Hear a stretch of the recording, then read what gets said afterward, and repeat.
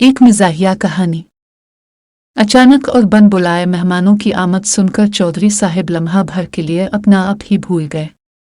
नाम के तो वो चौधरी थे, मगर हकीकत में आमदी महदूद और अखराजात हद से ज्यादा थे।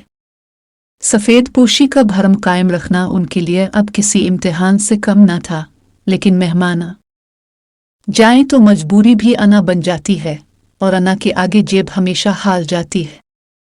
मेहमान कमरे में आ बैठे तो कुछ देर बाद चौधरी साहब बाहर निकले और नौकर को खाना तैयार करने का हुक्म दे दिया।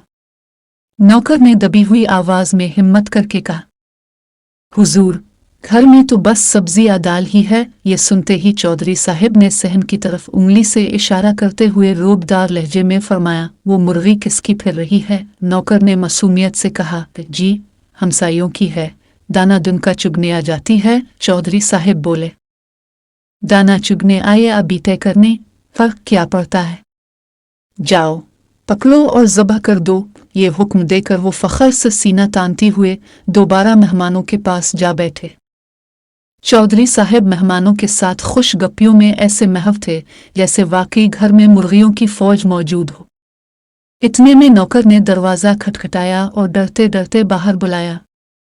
कांपती आवाज में बोला, चौधरी जी, ज़बह करते वक्त मुर्गी की गर्दन अलग हो गई है, इसलिए मुर्गी हराम हो गई है।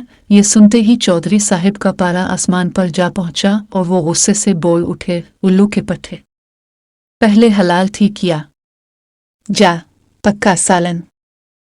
अगर पोस्ट पसंद आए हो तो अपना कीमती रैकेट ज़रूर करें और सदका जारिया के तौर पर अपने दोस्तों के साथ लाजमी शेयर कीजिए।